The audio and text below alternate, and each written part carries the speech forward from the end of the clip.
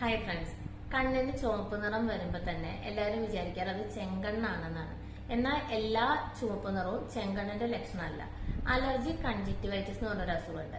അതായത് അലർജി കാരണം നമ്മുടെ കണ്ണിന് ഇതുപോലെ ചുവപ്പ് നിറം വരിക. ഇതിന്റെ പ്രധാന ലക്ഷണം എന്ന് പറയുന്നത് കണ്ണ് ചൊറിച്ചിലായിരിക്കും. ഇപ്പൊ ചിലരിലെ കണ്ണിന് വെള്ളം വരും, അവർക്ക് വെളിച്ചത്തിലേക്ക് നോക്കാൻ ബുദ്ധിമുട്ടുണ്ടാവും. അതുപോലെ തന്നെ ചെങ്കണ്ണിനെയും ഇതിനെയും വ്യത്യാസപ്പെടുത്തുന്ന പ്രധാന ലക്ഷണം എന്ന് പറയുന്നത് ചെങ്കണ്ണിൽ പീളകെട്ടൽ ഉണ്ടാവും. അലർജി കൺജക്റ്റിവൈറ്റിസിൽ പീളകെട്ടൽ ഉണ്ടാവാറില്ല.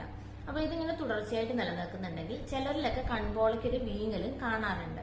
അപ്പൊ ഇതിനും എന്താണ് കാരണം എന്നുള്ളത് നമ്മൾ ഒന്ന് ഒബ്സർവ് ചെയ്യുക. പൊടിയാണോ, നമുക്ക് ബാക്കിയുള്ള നമ്മുടെ തുമ്മലും ജലദോഷവും ഒക്കെ വരുമ്പോൾ ഉണ്ടാക്കുന്ന കാരണങ്ങൾ പോലെ തന്നെ അലർജി കൺജക്റ്റിവൈറ്റിസിനും നമുക്ക് ചുറ്റുമുള്ള പലതുമായിരിക്കാം കാരണക്കാര്.